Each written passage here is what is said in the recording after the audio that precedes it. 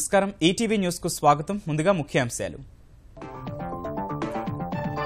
భారత్లో కొనసాగుతోన్న వానాక్రై ర్యాన్సమ్వేర్ దాడులు వైరస్ పై ప్రభుత్వాల అప్రమత్తత తెలంగాణ సచివాలయంలో అంతర్జాల సేవల నిలిపివేత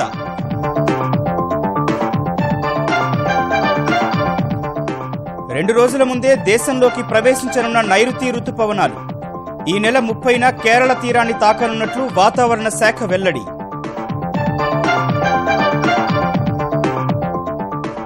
నిప్పుల కుంపటిని తలపిస్తున్న తెలుగు రాష్ట్రాలు అత్యధిక ఉష్ణోగ్రతలు నమోదు నేడు రేపు మరింత ఎక్కువగా వడగాల్పుల ప్రభావం విపత్తుల నుంచి ప్రజలను కాపాడటంలో ఆంధ్రప్రదేశ్ మరో ముందడుగు సాంకేతికత సాయంతో పిడుగుపాటు ముందే గుర్తింపు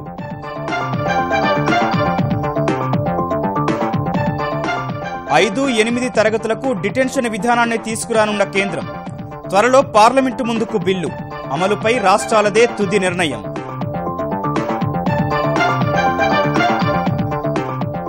పెద్ద నోట్ల రద్దు తర్వాత పన్ను పరిధిలోకి మరో 91 లక్షల మంది రిటర్నులు మరింత పెరిగే అవకాశం ఉందన్న జైట్లీ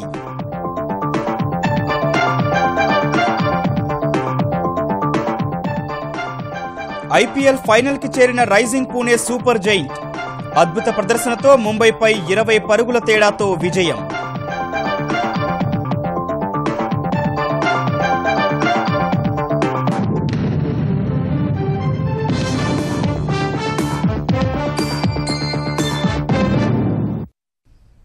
వానాక్రై ర్యాన్సమ్వేర్ ప్రకంపనలు కొనసాగుతున్నాయి భారత్లో దాడి తీవ్రత తక్కువగా ఉన్నా తాజాగా బంగాల్ గుజరాత్ కేరళలో వేర్వేరు ప్రభుత్వ విభాగాలకు చెందిన వందలాది కంప్యూటర్లు వైరస్ బారిన పడ్డాయి హ్యాకింగ్తో పెద్దగా సమాచార నష్టం జరగలేదన్న ఆయా విభాగాలు సైబర్ దాడిని ఎదుర్కొనేలా మరిన్ని జాగ్రత్తలు చేపట్టాయి అటు ప్రపంచాన్ని కుదిపేస్తోన్న ర్యాన్సమ్వేర్ దాడికి అమెరికా జాతీయ భద్రతా సంస్థ తయారు చేసిన సైబర్ ఆయుధాలే మూల కారణమన్న వాదనల్ని అగ్రరాజ్యం తోసిపుచ్చింది వానాక్రై ర్యాన్సమ్వేర్ వ్యాప్తి ద్వారా శుక్రవారం మొదలైన సైబర్ దాడి ఇంకా కొనసాగుతూనే ఉంది ఇప్పటి వరకు 150 దేశాల్లోని 3 లక్షలకు పైగా కంప్యూటర్లు వైరస్ బారిన పడగా అనేక వ్యవస్థలు ఇప్పటికీ అస్తవ్యస్త స్థితిలోనే ఉన్నాయి భారత్లో మంగళవారం కొన్ని చోట్ల సైబర్ దాడులు జరిగాయి గుజరాత్ పోలీస్ శాఖకు చెందిన 150కి పైగా కంప్యూటర్లు వైరస్ బారిన పడ్డాయి సైబర్ దాడి జరిగినా ఎలాంటి విలువైన సమాచారాన్ని కోల్పోలేదని నిపుణుల్ని రంగంలోకి దింపి పరిస్థితిని చక్కదిద్దేందుకు యత్నిస్తున్నట్లు గుజరాత్ పోలీసు ఉన్నతాధికారులు స్పష్టం చేశారు కేరళ పాలక్కడ్ డివిజన్లో 23 కంప్యూటర్లపై సైబర్ దాడి జరిగినట్లు దక్షిణ రైల్వే ప్రకటించింది రిజర్వేషన్ టికెట్ విక్రయాల వ్యవస్థకు వైరస్ వ్యాపించకుండా జాగ్రత్తలు తీసుకున్నట్లు వెల్లడించింది రైల్వే సిబ్బందికి సంబంధించిన కొంత సమాచారం పోయినా వేరే సర్వర్లో అంతకు ముందే ఆ వివరాలన్నీ బ్యాకప్ చేసినట్లు దక్షిణ రైల్వే స్పష్టం చేసింది అటు బంగాల్లో విద్యుత్ పంపిణీ సంస్థకు చెందిన కొన్ని కంప్యూటర్లు సైతం హ్యాకింగ్ కి గురికాగా అక్కడి ప్రభుత్వం దిద్దుబాటు చర్యలు చేపట్టింది ఇలా శుక్రవారం నుంచి భారత్లోని 48,000కు పైగా కంప్యూటర్లపై ర్యాన్సమ్వేర్ ప్రభావం పడినట్లు సైబర్ భద్రతా సంస్థ క్విక్ హీల్ అంచనా వేసింది దాడి తీవ్రత కోల్కతాలో అధికంగా ఉండగా ఢిల్లీ భువనేశ్వర్ పూణే ముంబైలోనూ ప్రభావం కనిపించినట్లు వివరించింది నిఘా కార్యకలాపాల కోసం అమెరికా జాతీయ భద్రతా సంస్థ రూపొందించిన సైబర్ ఆయుధాలు హ్యాకర్ల చేతికి చిక్కడమే సైబర్ విపత్తుకు మూల కారణమన్న విమర్శల మధ్య అగ్రరాజ్యం తీవ్రంగా స్పందించింది సైబర్ దాడి విషయంలో హ్యాకర్లను నిందించాలి తప్ప ఎన్ఎస్ఏని వేలెత్తి చూపడం తగదని అమెరికా అధ్యక్షుడికి అంతర్గత భద్రతా వ్యవహారాల్లో సలహాదారైన టామ్ బోసెట్ అన్నారు ప్రపంచాన్ని బెంబేలెత్తిస్తోన్న వానాక్రయం ర్యాన్సమ్వేర్ బారి నుంచి కంప్యూటర్ వ్యవస్థలను కాపాడేందుకు తెలంగాణ ప్రభుత్వం చర్యలు చేపట్టింది రాష్ట్రంలో మాల్వేర్ దాడి జరగనప్పటికీ హ్యాకర్లు మరింత తీవ్రంగా విరుచుకుపడే అవకాశం ఉన్నందున సర్కార్ అప్రమత్తమైంది మంగళవారం రాత్రి నుంచి తెలంగాణ సచివాలయంలో అంతర్జాల సేవలు నిలిపివేశారు సైబర్ సెక్యూరిటీ వ్యవస్థను ఉపయోగించుకునేలా అన్ని శాఖల విభాగాధిపతులకు తెలంగాణ ప్రభుత్వం అవగాహన కల్పిస్తోంది Telangana academy skill knowledge task ఆధ్వర్యంలో శిక్షణా తరగతులు చేపట్టింది మాసబ్ ట్యాంక్ పాలిటెక్నిక్ కళాశాలలో తొలి విడతగా 56 మంది పాలిటెక్నిక్ కళాశాలల ప్రిన్సిపాళ్లకు సైబర్ నిపుణులతో కార్యశాల నిర్వహించారు సైబర్ దాడులు ఎదుర్కొనేలా జీహెచ్ఎంసీ పోలీసు శాఖ ఇతర విభాగాలకు సైబర్ సెక్యూరిటీపై మలి విడతలో కార్యశాల నిర్వహించనున్నారు నైరుతి రుతుపవనాలు 2 రోజుల ముందే దేశంలోకి ప్రవేశించే అవకాశం ఉంది. ఈ మేరకు చల్లటి కబురు అందించిన భారత వాతావరణ శాఖ ఈ నెల 30న రుతుపవనాలు కేరళను తాకొచ్చని అంచనా వేసింది. సాధారణంగా నైరుతి రుతుపవనాలు జూన్ 1న కేరళకు రావాల్సి ఉంది. అయితే ఈసారి 3 రోజుల ముందుగానే ఈ నెల 14న అండమాన్కు చేరుకున్న రుతుపవనాలు 30వ తేదీకి కేరళను తాకేందుకు పరిస్థితులన్నీ అనుకూలంగా ఉన్నట్లు వాతావరణ శాఖ వివరించింది. మరోవైపు నైరుతి రుతుపవనాల కారణంగా భారీ వర్షాలు కురిసినా లేక మరేదైనా విపత్తు సంభవించినా ఎలాంటి చర్యలు చేపట్టాలన్న దానిపై చర్చించేందుకు కేంద్ర హోంశాఖ నేడు సమావేశం ఏర్పాటు చేసింది. అన్ని రాష్ట్రాల విపత్తు నిర్వహణా విభాగం కమిషనర్లు, కార్యదర్శులు, సంబంధిత కేంద్ర మంత్రిత్వ శాఖల ప్రతినిధులు, సైన్యాధికారులు ఈ భేటీకి హాజరు కానున్నారు. విపత్తు నిర్వహణ సన్నద్ధతపై కేంద్ర హోంశాఖ కార్యదర్శి రాజీవ్ మహర్షి సమీక్షించనున్నారు. ఎండవేడిమి, వడగాల్పులతో తెలుగు రాష్ట్రాలు అల్లాడిపోతున్నాయి. 3 రోజులుగా క్రమంగా పెరుగుతున్న ఉష్ణోగ్రతలు మంగళవారం రికార్డు స్థాయికి చేరాయి. బంగాళాఖాతం నుంచి వేడిగాలులు వీస్తున్నందున గాలిలో తేమ శాతం తగ్గిపోయింది. మరో 2 రోజుల పాటు ఇదే పరిస్థితి కొనసాగనుందని వాతావరణ శాఖ నిపుణులు హెచ్చరిస్తున్నారు. నేడు రేపు వడగాల్పుల ప్రభావం మరింత ఎక్కువగా ఉండనుంది. తెలంగాణలో అన్ని ప్రాంతాల్లో సాధారణానికి మించి ఉష్ణోగ్రతలు నమోదవుతున్నాయి. నల్గొండలో మంగళవారం అత్యధికంగా 46.4 డిగ్రీల ఉష్ణోగ్రత నమోదైంది. కోస్తాంధ్రలో వడగాల్పుల ప్రభావం అధికంగా ఉంది. బాపట్లలో 46.3, విజయవాడలో 46.2 డిగ్రీల ఉష్ణోగ్రతలు నమోదైంది. ప్రకృతి విపత్తుల నుంచి ప్రజలను కాపాడేందుకు, నష్ట తీవ్రతను తగ్గించేందుకు సరికొత్త సాంకేతిక పరిజ్ఞానాన్ని అందిపుచ్చుకునే అంశంలో ఆంధ్రప్రదేశ్ ప్రభుత్వం ముందడుగు వేసింది. పిడుగుపాటును ముందుగానే పసిగట్టే విధంగా వ్యవస్థను బలోపేతం చేసుకుంది. గత రాత్రి చిత్తూరు జిల్లాలోని కుప్పం, పలమనేరు మండలాల్లో పిడుగులు పడనున్నాయని అరగంట ముందుగానే హెచ్చరించింది. ప్రభుత్వం ప్రజలను అప్రమత్తం చేయడం వల్ల ఆయా ప్రాంతాల్లో పిడుగు పడినా ప్రాణాపాయం తప్పింది.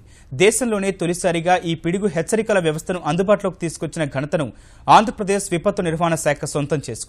పిడుగు ఎక్కడ పడుతుందో ముందే తెలిపే అత్యాధునిక సాంకేతికత కోసం అమెరికాకు చెందిన ఎర్త్నెట్ వర్క్ సంస్థతో ఒప్పందం కుదుర్చుకున్న ఏపీ సర్కారు దీనిని రాష్ట్ర వ్యాప్తంగా 15 కేంద్రాల్లో ప్రయోగాత్మకంగా పరిశీలిస్తోంది.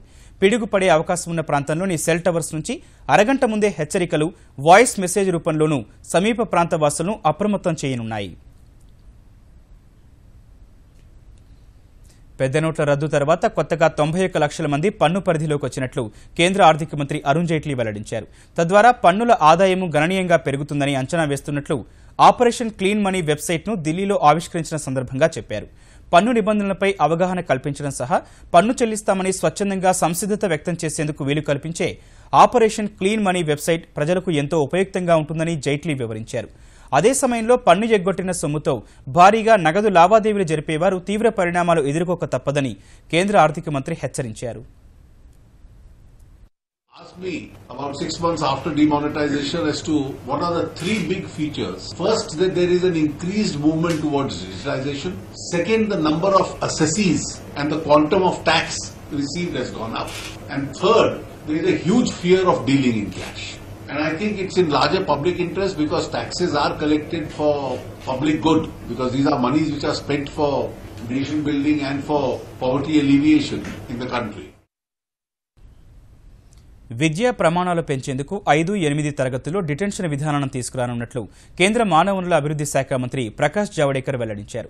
ఇందుకు సంబంధించిన బిల్లు తయారైందని, త్వరలోనే మంత్రివర్గం ఆమోదం పొంది పార్లమెంటు ముందుకొస్తుందని, 3 ఏళ్ల ఎన్డీఏ పాలనలో తన శాఖ సాధించిన ప్రగతిని ఢిల్లీలో నివేదించిన సందర్భంగా తెలిపారు.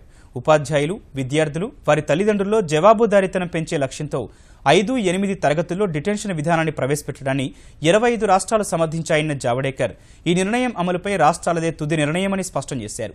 ఉన్నత విద్యకు సంబంధించి నీట్ తరహా పరీక్షలు నిర్వహించేందుకు త్వరలో జాతీయ పరీక్ష సంస్థను ఏర్పాటు చేయనున్నట్లు వెల్లడించారు. నాణ్యమైన విద్య అందించేందుకు ప్రాథమిక, ఉన్నత విద్యా బోధనలో విప్లవాత్మక సంస్కరణలకు శ్రీకారం చుడుతున్నట్లు ప్రకాష్ జావడేకర్ తెలిపారు. We are reforming the teacher education. We have started the board examination at 10th, and we are also having many other methods by which we will improve the school quality education in schools. After the school, the higher education, the whole thrust is to improve the quality of education by inculcating the whole spirit of research and innovation. Guntur మిర్చి యార్డులో నేటి నుంచి మళ్లీ కొనుగోలు జరగనున్నాయి. మిర్చి yard చరిత్రలో తొలిసారిగా వేసవి సెలవులను రద్దు చేశారు. రైతుల శ్రేయస్సు, ప్రత్యేక పరిస్థితులను దృష్టిలో ఉంచుకుని ఆంధ్రప్రదేశ్ ప్రభుత్వం ఈ నిర్ణయం తీసుకుంది. హమాలీలు, కూలీలకు ఎండతో ఇబ్బందులు లేకుండా చర్యలు తీసుకున్నారు. ఉదయం, సాయంత్రం కొనుగోలు చేయనున్నారు.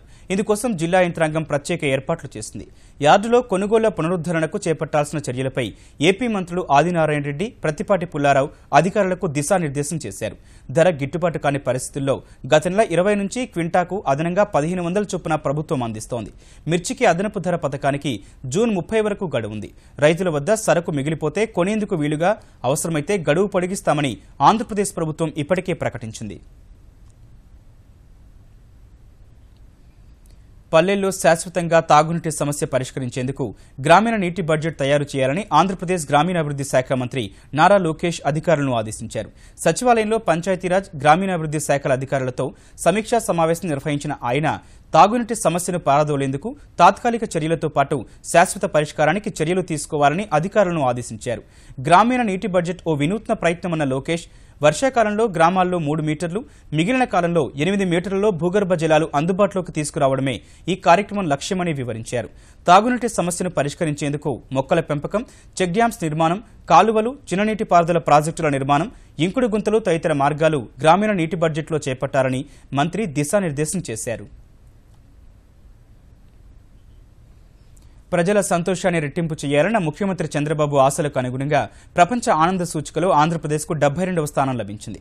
హ్యాపీనెస్ ఇండెక్స్లో భారత్కు 122వ స్థానం దక్కగా ఆ లెక్క ప్రకారం చూస్తే ఆంధ్రప్రదేశ్ సాధించిన స్కోరు 72వ ర్యాంకుతో సమానం. ప్రపంచవ్యాప్తంగా 155 దేశాల్లో లక్షలాది మంది నుంచి అభిప్రాయ సేకరణ ద్వారా ఈ ర్యాంకులు నిర్ణయించారు. ప్రజల సంతోష సూచిక స్థాయిలను అంచనా వేయడానికి ఐక్యరాజ్య సమితి, OECD, ప్రపంచ బ్యాంక్ వంటి సంస్థలు నిర్దేశించిన ప్రమాణాలను పరిగణలోకి తీసుకున్నారు. ఆంధ్రప్రదేశ్లో జిల్లాల వారీగా సంతోష సూచిక వివరాలను పరిశీలిస్తే శ్రీకాకుళం జిల్లా 6.414 పాయింట్లతో మొదటి స్థానంలో నిలవగా ప్రకాశం 4.679 పాయింట్లతో చివరి స్థానంలో నిలిచింది.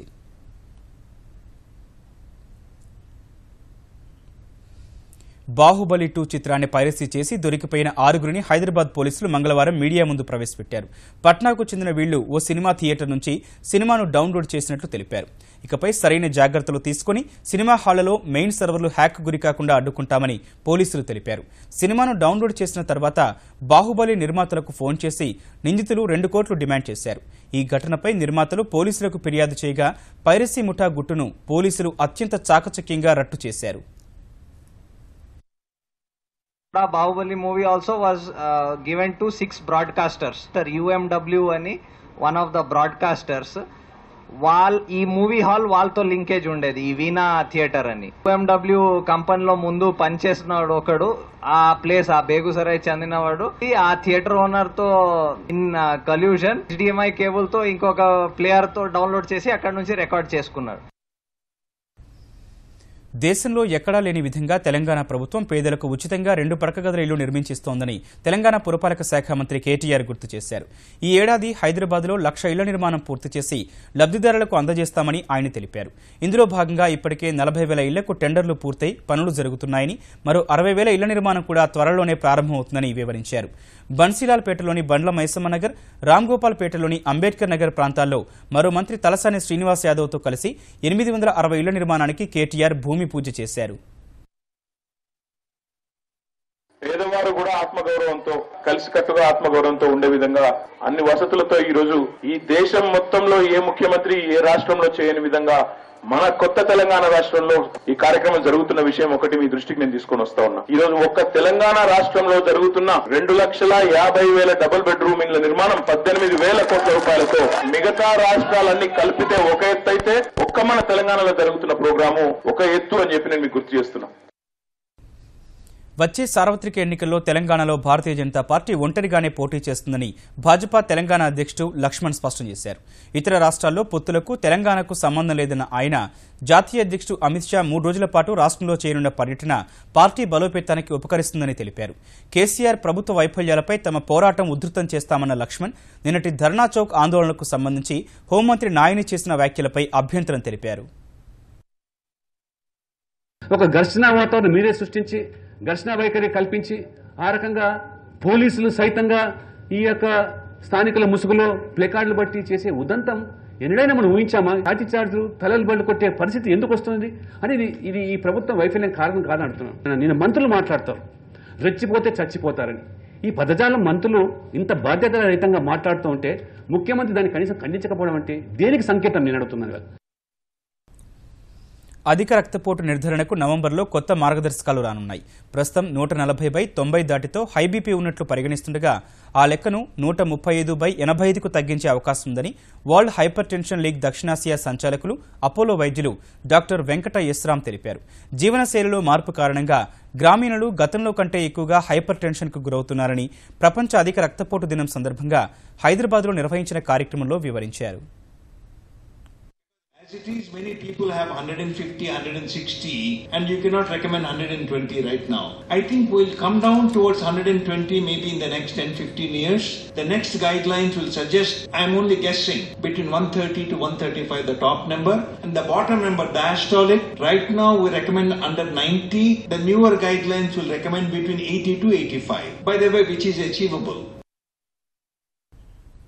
దేశంలో పునరుత్పాదక ఇంధన ఉత్పత్తిని పెంచేందుకు కేంద్రంలోని ఎన్డీఏ సర్కారు చేపడుతున్న చర్యలు అద్భుత ఫలితాలిస్తున్నాయి.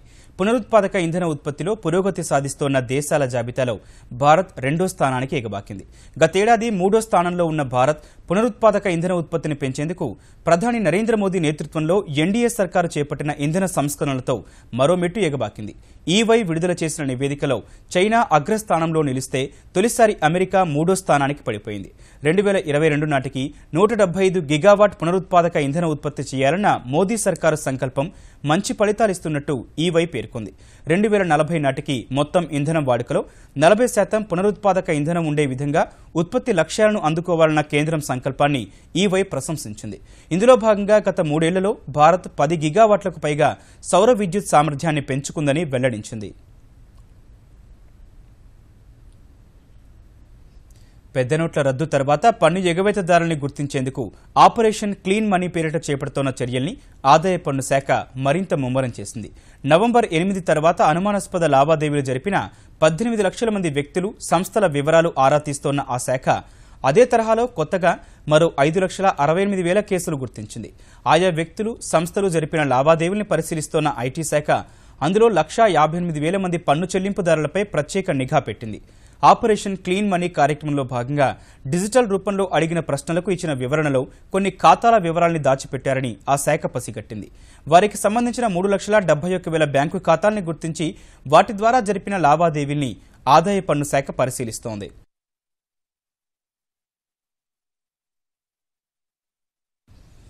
ఛత్తీస్గఢ్ సుక్మా జిల్లాలో గత నెలలో మెరుపు దాడి చేసి 25 మంది సీఆర్పీఎఫ్ భద్రతా సిబ్బందిని బలిగొన్న కేసులో ఆ రాష్ట్ర పోలీసులు మరో 8 మంది నక్సలైట్లను అరెస్ట్ చేశారు. నక్సల్స్ ఏరివేతే లక్ష్యంగా గాలింపు చర్యలు చేపడుతోన్న జిల్లా పోలీస్ యంత్రాంగం, కోబ్రా దళాలు చింతల్నార్ ఠాణా పరిధిలో 5గురిని, చింతగుఫా ఠాణా పరిధిలో మరో 3గురిని అదుపులోకి తీసుకున్నాయి.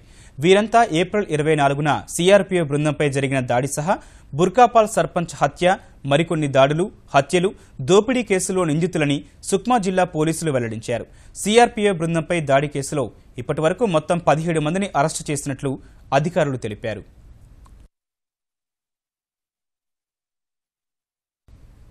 ముస్లింలలో ముమ్మారు తలాక్ చెప్పే విధానం 1400 ఏళ్ల నుంచి కొనసాగుతున్న విశ్వాసమని అఖిల భారత ముస్లిం పర్సనల్ లా బోర్డు సుప్రీంకోర్టుకు తెలిపింది. తలాక్కు వ్యతిరేకంగా దాఖలైన పిటిషన్లపై సుప్రీంకోర్టు ధర్మాసనం వరుసగా 4వ రోజు విచారణ కొనసాగించగా ఏఐఎం పీఎల్బీ తరపున సీనియర్ న్యాయవాది కపిల్ సిబల్ వాదనలు వినిపించారు. ముమ్మారు తలాక్ 100 ఏళ్లుగా కొనసాగుతున్న సంప్రదాయమైనందున రాజ్యాంగ నైతికత, సమానత్వం అన్న ప్రశ్నే ఉత్పన్నం కాదని సిబల్ వాదించారు. హిందువుల దేవుడైన శ్రీరాముడు అయోధ్యలో జన్మించారన్న నమ్మకం విషయంలో రాజ్యాంగ నైతికత ఉత్పన్నం కానప్పుడు ముమ్మారు తలాక్ విషయంలో ఎందుకు అవుతుందని సిబల్ కోర్టు దృష్టికి తెచ్చారు. ఖురాన్ తర్వాత ముస్లింలు పవిత్రంగా భావించే హదీస్లో కూడా ముమ్మారు తలాక్ ప్రస్తావన ఉందని ముస్లిం పర్సనల్ లా బోర్డు తరపున కపిల్ సిబల్ వాదించారు.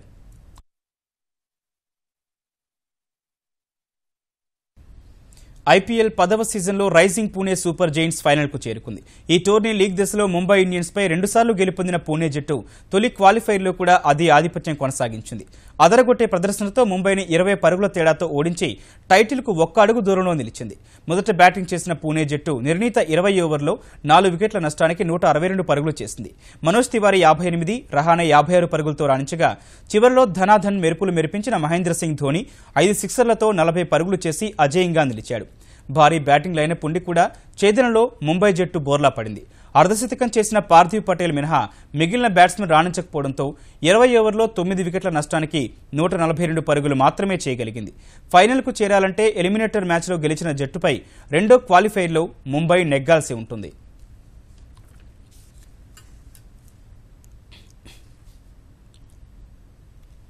ముఖ్యాంశాలు మరోసారి.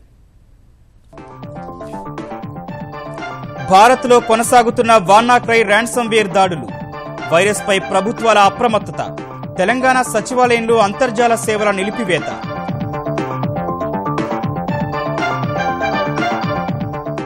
రెండు రోజుల ముందే దేశంలోకి ప్రవేశించనున్న నైరుతి రుతుపవనాలు ఈ నెల 30న కేరళ తీరాన్ని తాకనున్నట్లు వాతావరణ శాఖ వెల్లడి.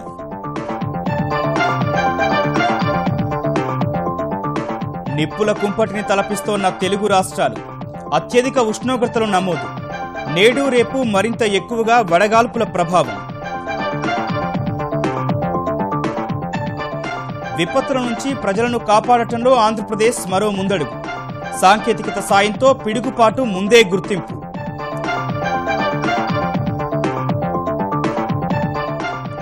ఐదు, 8 తరగతులకు డిటెన్షన్ విధానాన్ని తీసుకురానున్న కేంద్రం. త్వరలో పార్లమెంటు ముందుకు బిల్లు. అమలుపై రాష్ట్రాలదే తుది నిర్ణయం.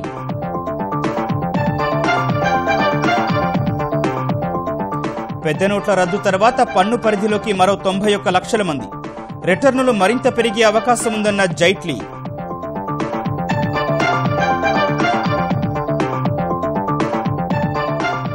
ఐపీఎల్ ఫైనల్కి చేరిన రైజింగ్ పూణే సూపర్ జైంట్ అద్భుత ప్రదర్శనతో ముంబైపై 20 పరుగుల తేడాతో విజయం.